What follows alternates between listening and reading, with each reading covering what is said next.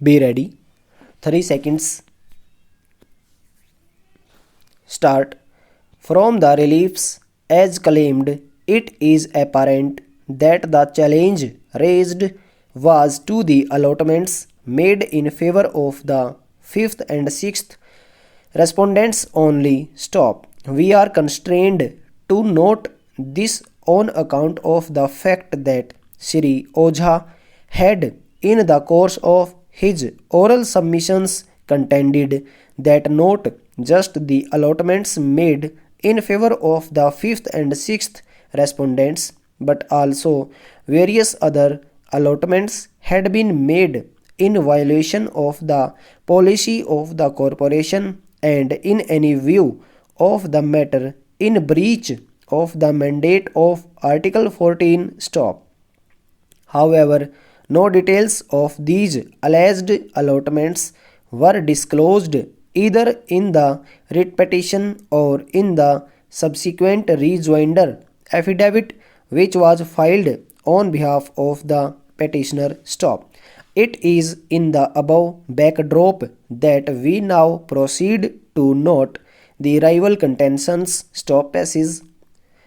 The petitioner sought the issuance of directions commanding the corporation to produce the relevant records in respect of the transactions of which mention stood made in the writ petition. Stop. In the writ petition, it was averred that the allotments of large tracts of land was being made in utter violation of the principles which must inform a decision of an instrumentality of the state which proceeds to distribute. Stop. These allegations, as noted above, were primarily made in respect of the allotments made in favor of the 5th and 6th respondents. Stop. It was averred that initially the allotment was made in favor of the 5th respondent on 29 August 2016 without any advertisement having been issued by the corporation inviting offers from interested parties. Stop. In the writ petition, the categorical case set up was that the allotment came to be made in favor of the 5th and 6th respondents directly on an application made by the concerned respondents, and despite various objections having been raised to the proposed allotment by the joint managing director. Stop. The allotment in favor of the 5th respondent was further sought to be brought under cloud upon the assertion that the initial allotment made in its favor was subsequently surrendered and a fresh allotment made in its favor on 28 September 2016. Stop.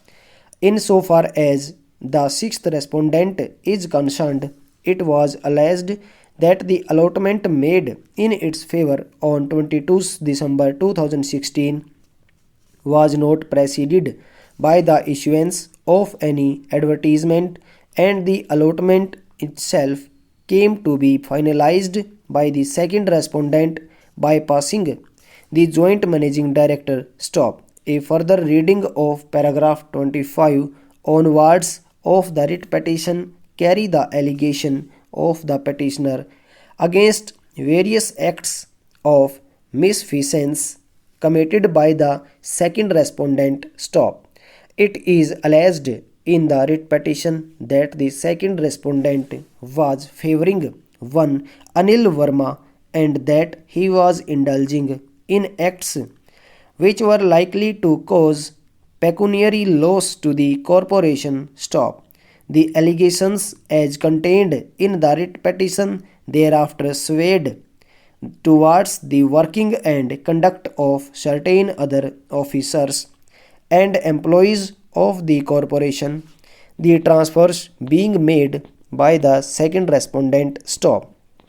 Put in a nutshell, the thrust of the allegations was that the affairs of the corporation were being mismanaged and the second respondent. Stop. Over.